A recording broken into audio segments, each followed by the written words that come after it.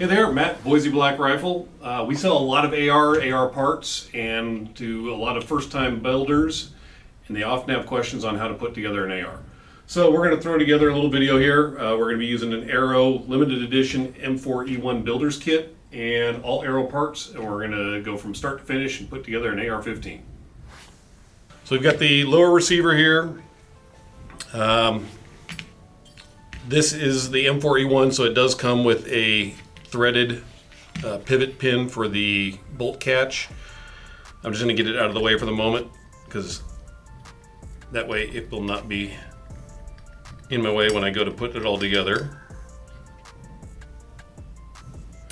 Alright, so let me get to the parts kit. This is a Aero lower parts kit without the grip and no fire control. So we got separate fire control and grip that we will be using. But for now,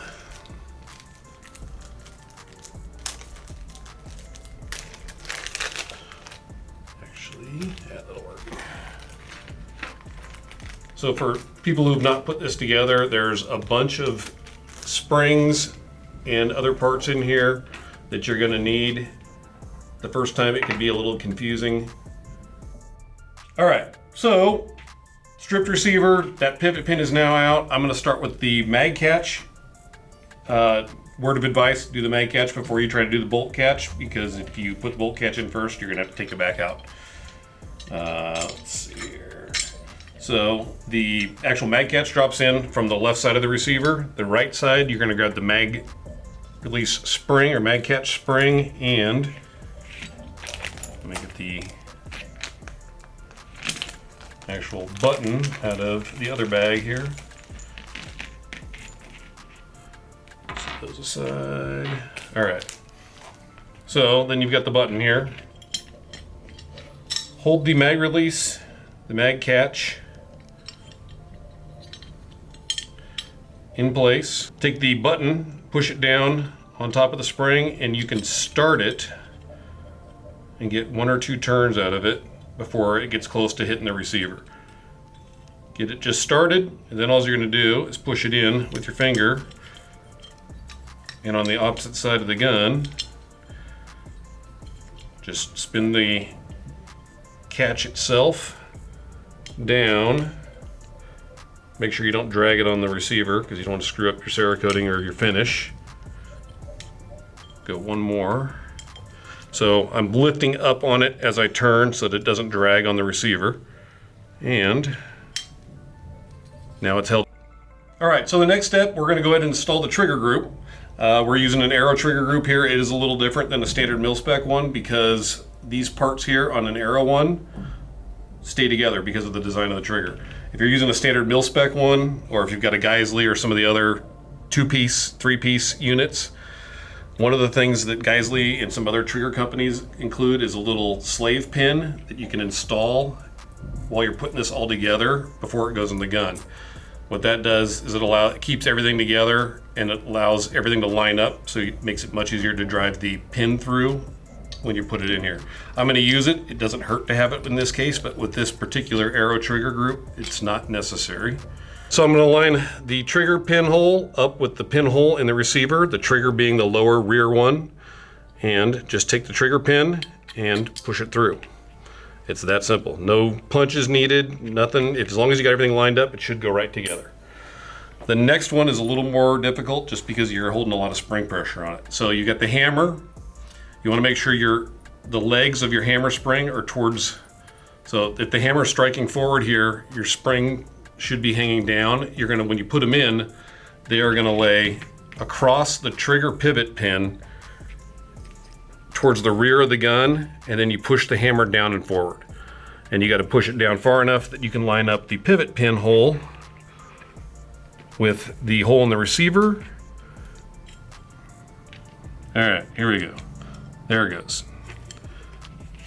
It's in, so the thing that retains the hammer pin is there's a part of a spring in the middle of the hammer. So when you get to that point, it may need a little bit of love with a rubber mallet or a small brass mallet if you have one.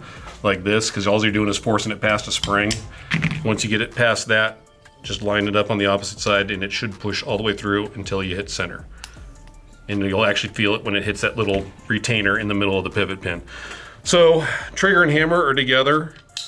You might want to do a quick function check, but if you're going to do that, make sure you stop the hammer. If you just pull the trigger on this right now, you can end up breaking out the front of that trigger pocket on the receiver itself. So make sure the hammer does release, which in this case it does.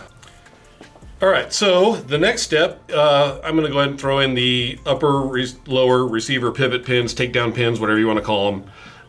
I do the front one a little bit differently than most people because they make a tool specifically for this. For me, for whatever reason, it seems to be more trouble than it is worth for me. So you're going to need one of these. So you got these two identical springs that are right here. You're going to grab one of those. It drops in this hole in the front of the receiver, and it should drop almost all the way down in. It looks like I got about 3 or 4 coils sticking up. Then you're going to need one of these detents. It's the same diameter. There's several detents in here. 2 of them are identical, just like the springs. Those are your takedown pin retainer, or detents, excuse me. The way I do this, make sure you're wearing safety glasses because there's a lot of spring pressure behind this little pin. What I like to do is I hold it in a pair of needle nose pliers, if I can actually hold it in the needle nose pliers, and I push it down into the receiver with the needle nose pliers, and then I take the pivot pin and I put it backwards, and all I do is push down on the receiver with it and then towards the pivot pin hole, or sorry, the spring detent hole. And if I can let go of the pliers and slide them out of the way here. And then all I do is I push it back, holding that detent in. Once I get the pivot pin in far enough that it's not going to pop out, which there it goes. So then all I need to do is you rotate it 180 degrees and the detent will drop into the little slot that's machined in the back of the pin. So there is that one. It's brand new, and unfortunately, I forgot to put a drop of oil in there, so I'll have to do that in a moment. But it is in there and it's being held in place. So on the rear, the pivot pin is very easy to install. You're just going to take your pivot pin, your takedown pin, drop it in place, make sure the slot in it is upward towards the rear of the receiver. Your detent is going to go in first. And if it's in there, which it is, I shouldn't be able to rotate this and it should no longer pull back out. Then you take the spring and it goes in next. This is an M4E1 receiver as opposed to standard mil-spec receivers. So what Arrow did is they've actually threaded the very end of this spring hole and they give you a tiny little plug to insert there. Hard to keep all these lined up. This may be a little bit harder to get together initially, but it makes putting the rest of this together a lot easier down the road. So all you're going to do is thread that in until it's flush with the end of the receiver.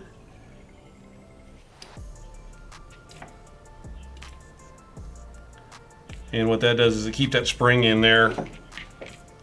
So down the road, when you change your stock or you change something in the buffer tube or whatever, you're taking the gun back apart, you don't have to worry about retaining that spring and potentially losing it. So there's that. There's the 2 takedown pins. And the next step will be the safety. All right, so next step, the safety. Depending on what safety you're using, some have options. We're just using a standard mil-spec safety here. It goes in one way. It's going to come in from the left side of the receiver. Obviously there's a safety lever on one side, not on the other. So it makes installing this one pretty simple. I like to throw a little bit of lube on the safety before I put it in the gun, just on the 2 shoulders on either side where it's actually going to pivot in the receiver. Just a little small drop there, slide it through. It should, so just a word of warning, if you're trying to put it in there and you can't figure out why it won't go in, your hammer has to be cocked. So make sure you cock the hammer, otherwise the trigger sticks up in the way and you can't actually insert the safety. So once the safety's in, it should go flush and should pivot freely. Then in order to retain that, you need the little trigger, the safety detent, and that's going to drop in this hole where your grip goes. This is where the grip normally mounts. So this little detent for this one is kind of, it's like a rocket shaped, I guess. It's pointed on one end and it's got a little flat base on the other. So that guy drops down into that hole, and you should be able to feel it when it hits, and your safety will stop over traveling. Actually, it won't, because there's not a spring pressure on it at the moment. So we have this other spring here, which looks very similar to the two detent springs. It is a coarser spring, a heavier duty spring, and it's a little bit shorter than the other two springs. In order to install that spring, you need a grip, because that spring actually fits in the grip. So we've got a Magpul MOE K2 grip we're going to use. Garbage out of the way here. So Magpul includes a grip screw with their grips, and it will be inside the grip. Before I need that screw, I'm going to need it here shortly, so I'm just going to open the package now so I don't have to fight it while I'm trying to hold the grip in place. And Magpul's grip screws are typically, like this one is, an Allen head, a hex head. And so I've got a Allen wrench or hex driver there that is the correct size. Looking at your grip, that hole right there is where your spring is going to go. So take the spring, drop it into the grip, and then grab your receiver here, being careful not to dump it upside down and have that detent fall out. What I'd like to do is I start the grip back here, because it is going to be a tight fit onto the receiver, and I just walk it forward, not down, but forward, until my spring lines up with that hole. Get someone to push it forward, and there it goes. So it's lined up with that hole where that detent is now, and then all I got to do is push the grip fully into place. The nice thing about the Allen screws is it makes it very easy to start them in the grip here. I don't know, you can see down in there, it's actually started a little bit. When you have a slot head screw, it makes it very difficult to do this. Most mil-spec kits are going to come with a slotted screw. So this makes it easier to start because the Allen head actually holds it while you're trying to drop it into the hole. It's fine tooth or fine pitch screw, so it takes a little while to get it bottomed out. But once you're bottomed out, now your safety should function just like it's supposed to. All right, so our receiver is mostly together, the lower receiver is mostly together. The next and last thing we need to do is put on the buffer tube, buffer spring, and all that. So let me grab a buffer tube here. The lower parts kit that we had, there's 3 parts left over to it. I got a spring, this is your buffer retainer, and then this is the factory pivot pin for the bolt catch, which we didn't use because we were using the M4E1 receiver. So we got a standard mil-spec, actually this is Arrow's buffer tube. I've got a buffer spring and a buffer. I don't need those just yet. I do need the tube. I'm gonna need the receiver rear plate, and I'm gonna need the castle nut. So let me open up the castle nut, because that's gonna be the first thing that goes on the buffer tube here. So there are 4 large notches on the castle nut, and there's 3 smaller notches. The 4 large notches are gonna go towards the back of the buffer tube, and you're just gonna spin this thing on all the way till it bottoms out, but don't crank it tight, just get it all the way to the end there, the threads. That'll give you plenty of room to work. So there is that. Then the next thing that's gonna go on there is the rear plate for the receiver. And looking at this, it's 2 distinct sides. So this little piece on here bumps up on one side and is a dent on the other. The dent is going to go towards the rear of the tube. The bump up is going to go towards the front. And there's a little bump, dimple, whatever you want to call it there on the plate. That is going to line up with this groove on your buffer tube. And you're just going to slide that on all the way down just until it's out of the way. And then it just threads into the back of the receiver here. So you're going to start it, but you don't want to go too far, and I will explain why here in a moment. It just feels a little bit tight because of the Cerakoting. So what I'm going to do here is spin this thing forward until the tube almost blocks that hole, but not too far, because that hole is where I'm going to drop my spring and then my buffer retainer. And those just push down, and then I spin the tube around until it goes over the top. This is one of the newer style buffer tubes. I gotta get something to do this with because my finger is not cooperating with me and getting out of the way. So I'm gonna push this down, and this buffer tube has the large retainer up on the front of it. That's too big. There we go. And all they're gonna do is spin that around until that pops back up. So that's as far as I need to go forward on this. Now at this point, if you were doing this and you didn't have an M4E1 receiver, that spring that you were messing with earlier for your rear takedown pin would be hanging out. And so you'd have to line it up with the hole, push this plate forward until it properly lines up and pushes that spring in. You gotta be careful doing it. The M4E1 with that little Allen set screw that holds it in place makes this part much easier. So all I'm gonna do, put this back on my bev block here, all I'm gonna do is turn this just until that lines up and pops into place. And then I am going to spin my castle nut forward. That little dent that we made sure was facing forward lines up with a recess in the rear receiver, and then you're just gonna tighten this down. All right, so this is a Magpul AR-15 Armor's wrench. It does have the part that fits the castle nut. So all I'm gonna do here is just tighten this thing down. You're not trying to kill it, you're just going until everything is snug. And then you'll notice you have those three little small holes. There's one right there on the top, there's one right there on the side, and there's one on the bottom. That is so that you can stake this, and what that does, you're gonna take a staking punch. If you don't have one, you can make one out of an old broken punch if you happen to have any laying around and you got a bench grinder or something. But all this is almost like a center punch. You're gonna set it right on that plate, not on the nut itself, but on the plate, and you give it a smack with a hammer. I gotta find my hammer. And all you're doing is you're trying to dent a little bit of the metal off that plate into that little recess there, and that prevents the castle nut from backing itself off. So you can see there, a little bit of metal has been moved into that, and all that does is it just keeps that nut from backing itself off. The last piece that's gonna go on there now is gonna be the stock. And we're throwing a Magpul CTR on that, which I need to pull out of the box here. And inserting a stock on an AR-15 buffer tube, on a carbine style buffer tube, is really easy if you know how.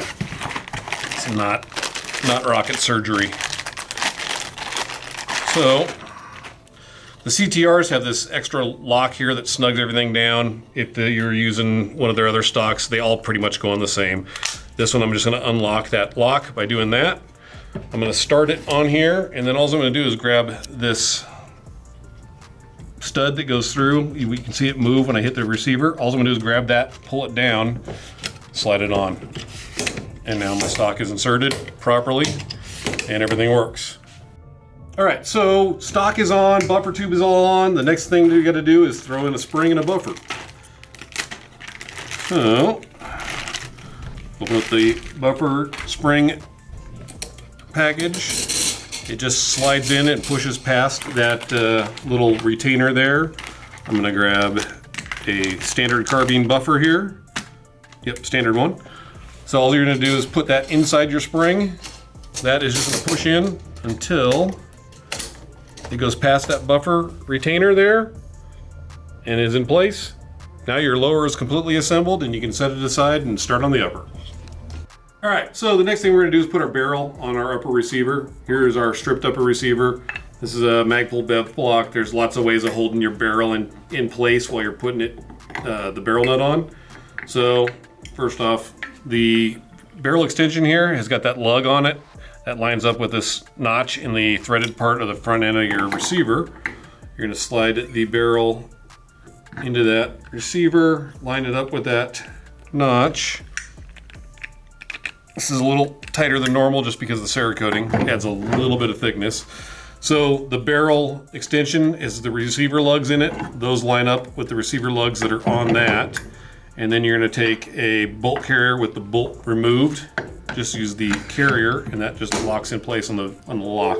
So that's set there. Then we're going to take the barrel nut and we're going to slide it down over the end of the barrel here and make sure it threads on, which it does. Before you crank it down though, you're going to want to put some sort of an anti-seize on there. This is arrow shell. It's made for firearms, but people will use just grease, any kind of anti-seize to keep this thing from binding up. So later, if you have to take the barrel out of the gun, it doesn't destroy your receiver when you loosen the barrel block or the barrel nut. So, and you don't have to put a ton on there, just a little bit. As you crank this down, it's going to move it around. So there is the barrel nut is now hand tight.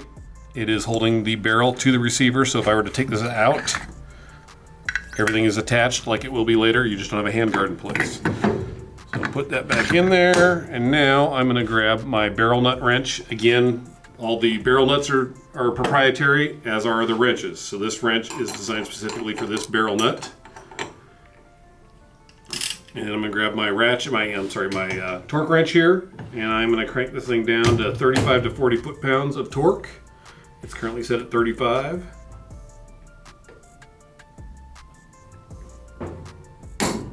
There's 35 foot-pounds of torque.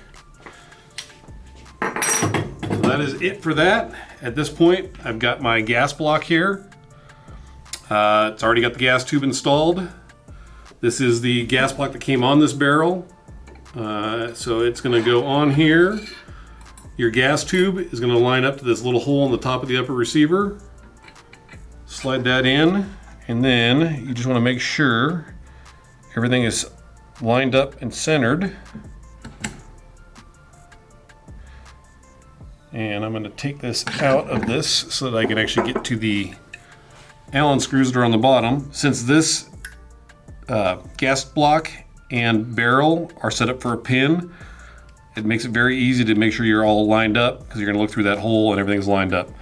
If you don't have that, not all of them do, you're going to just make sure you've got everything centered as best as possible. There is a large opening in that gas tube, so it will make it a little bit easier, but this one makes it pretty foolproof. So I'm just going to tighten these set screws down. Those are going to do part of the job of holding this gas block in place. The pin, roll pin that I'm going to put in there in a second, will also finish holding it in place. Get my receiver block here. So I need my roll pin starter punch, and I'll use my small hammer here.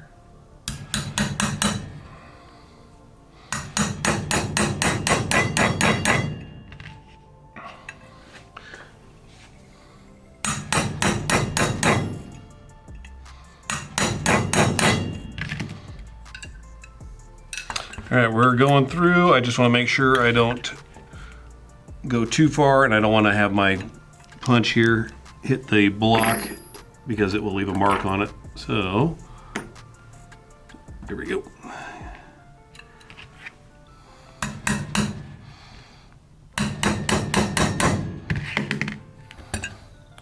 So we're through on both sides. I'm just going to put it through a little bit more just to kind of center it.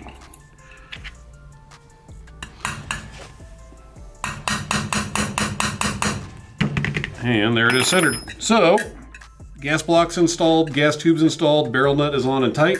Next thing is going to be the handguard. All right, so now I've got my barreled receiver here, and I'm going to put my handguard on it. Again, I'm going to use this bev block here, put the upper receiver in it. And then I'm going to get my handguard Again, all these handguards are going to attach differently depending on the manufacturer. This one here slides on, and then it has the retaining clamp screw setup that goes in once this is in place.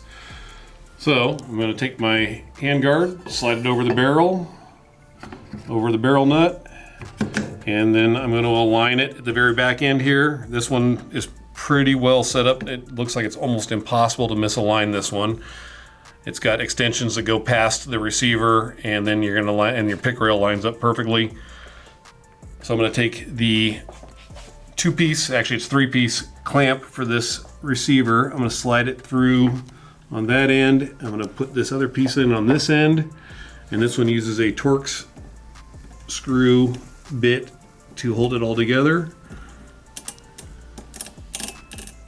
So once it's started, this just screws together all one piece.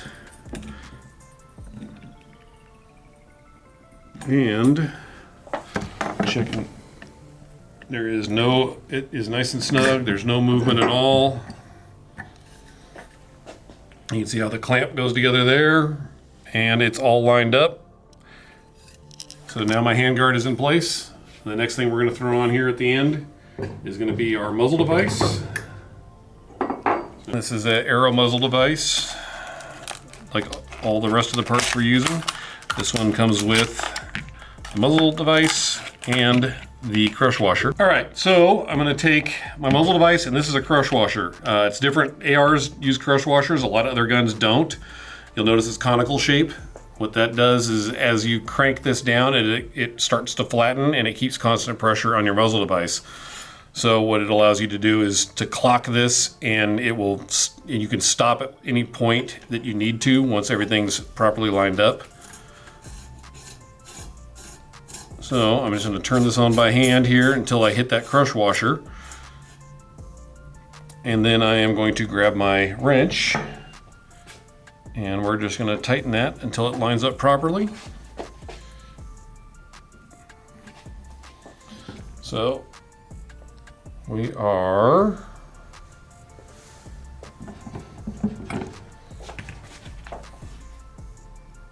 I think I need to go just a hair more.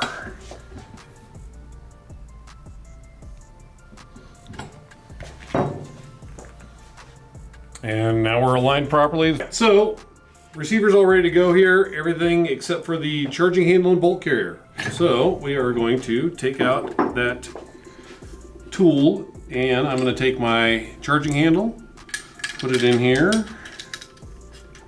get my bolt carrier, and put it together. Slide everything forward, all locks in place. Charging handle and bolt carrier are in. I'm going to take my upper, put it on my lower here, and this is a brand new Cerakoted receiver set, so they're a little stiff. That is going to go right through, as will that. I just couldn't get them to start with my thumb. So there it is. Everything looks like it works perfectly. So we're going to do a quick function check of our trigger. So safety's on. Nothing should happen. Nothing happens. That's a good thing. Safety off. Trigger drops the hammer. Reset feels good. Everything seems to function fine. The only thing it needs now is a little bit of time at the range to make sure everything operates perfectly.